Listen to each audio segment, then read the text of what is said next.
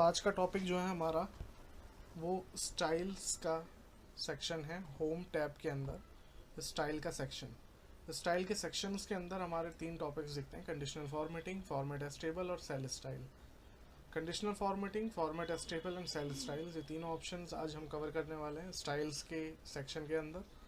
तो conditional formatting पहला option है, इसको ही हम आज पहले कवर करते हैं। तो कंडीशनल फॉर्मेटिंग से हम क्या समझते हैं, पहले हम कंडीशनल फॉर्मेटिंग के बारे में ही जान लेते हैं। कंडीशनल फॉर्मेटिंग होती क्या है? तो कंडीशनल फॉर्मेटिंग हमें नाम से पता लग रहा है, कंडीशन के साथ फॉर्मेटिंग करना। मतलब कोई भी कंडीशन के बेस पे फॉर्मेटिंग लगनी चाहिए आपके वर्कशीट के अंदर। फॉर एन एग्जांपल, अगर मैं चाहता हूँ कि मेरी शीट के अंदर अगर मेरा नाम कभी भी एंटर हो या कभी भी लिखा जाए तो वो एक पार्टिकुलर कलर से डिफाइन हो जाए। यानी जब भी मैं इसके अंदर अरुण लिखूं तो अरुण लिखते ही वो रेड कलर में शो हो जाए और उसका सेल कलर जो है वो येलो कलर में दिखे। तो ये मेरा एक कंडीशन है, मेरी कंडीशन है। मैंने अपने बेस पे कंडीशन लगाई है कि मेरी एक्सेल की एक वर्कशीट के अंदर अगर मैं अपना नाम लिखूं तो वो एक पार्टिकुलर कलर से, एक पार्टिकुलर सेल कलर से डिफाइन हो जाए। तो ये कंडीशनल फॉर्मेटिंग की एक एग्जांपल मैंने आपको दिया। अब ये प्रैक्टिकल फॉर्म में हम करके देखते हैं कि कंडीशनल फॉर्मेटिंग कैसे यूज़ किया जाता है। आपको कंडीशनल फॉर्मेटिंग लगाने के लिए सबसे पहले पूरी शीट सेलेक्ट करनी पड़ती है। पूरी शीट सेलेक्ट करने के लिए या तो आप कंट्रोल ए प्रेस कर लो या फिर यहाँ पर आपके पास एक ऑप्शन, यहाँ पर ये देख सकते हो आप, इस पर क्लिक करोगे तो पूरी शीट सेलेक्ट हो जाती है। अब पूरी शीट सेलेक्ट हो गई, एक वर्कशीट पूरी सेलेक्ट है। अब इसी में कंडीशनल फॉर्मेटिंग में लगाता हूँ। मुझे कंडीशनल फॉर्मेटिंग पे क्लिक करना है और यहाँ पर आप हाईलाइट सेल रूल पे आप क्लिक करोगे। हाईलाइट सेल रूल पे क्लिक करने के बाद आप यहाँ पर इक्वल टू कर सकते हो। अगर आपको कोई पार्टिकुलर चीज़ को, पार्टिकुलर टेक्स्ट को आपको कलर करना है, जैसे मैंने एग्जांपल दिया था कि मेरे नाम जब भी लिखा जाए इस एक्सेल शीट के अंदर तो वो एक पार्टिकुलर कलर, एक पार्टिकुलर सेल कलर से डिफाइन होकर आए। तो इसीलिए मैं यहाँ पर हाईलाइट सेल रूल और इक्वल टू पे क्लिक करूँगा। इक्वल टू पे क्लिक करते ही यहाँ पर मैं नाम लिखूँगा कि किस नाम को कलर करना है या किस चीज़ को आपको कलर करना है। आप चाहो तो नंबर भी लिख सकते हो इसमें। तो मैंने ये लिख दिया अरुण, कि अरुण जब भी लिखा जाए पूरी शीट में जब वो किस कलर से आए।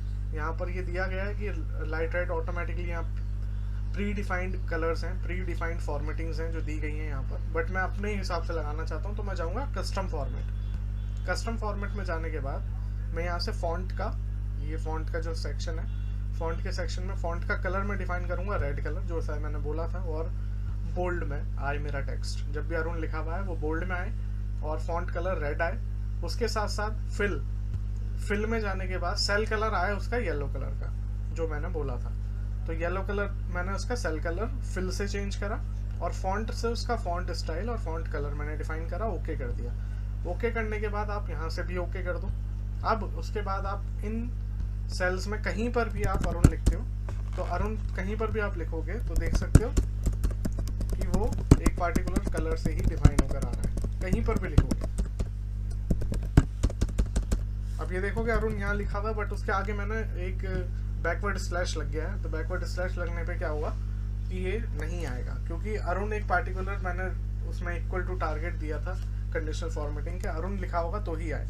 अरुण स्पेस भी हो जाएगा तब भी नहीं आए, ठीक है। तो इसलिए अरुण अगर लिखता हूँ तो ही आएगा। अगर मैं कुछ उसके आगे कोई स्पेशल कैरेक्टर या कुछ और भी लिख दूँ, जैसे अरुण चौहान ही लिख दूँ मैं पूरा, तो भी नहीं आएगा, ठीक है। तो ये चीज़ है, अगर खाली अरुण लिखा होगा तो ही उसमें फॉर्मेटिंग होकर आएगी, अदरवाइज नहीं आएगी।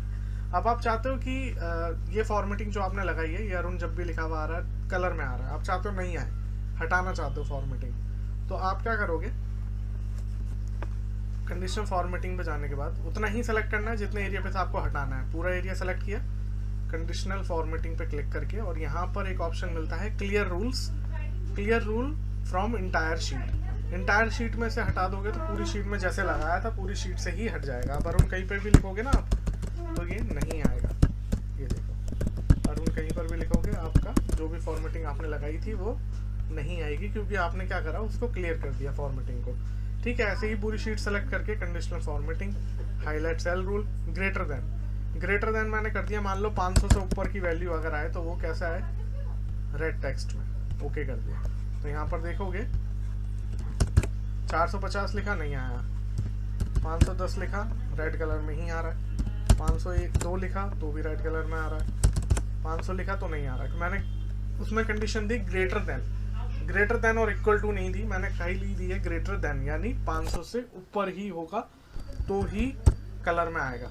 अगर 500 से नीचे होता है या फिर 500 होता है तो नहीं आएगा, 499 तो नहीं आएगा, यानी 500 से जो भी वैल्यू नीचे होगी वो सब वैसे ही आएगी। तो ये कंडीशनल फॉर्मेटिंग होती है। अगर आपको हटानी है तो conditional formatting, clear rule from entire sheet, तो पूरी शीट से हट जाएगी।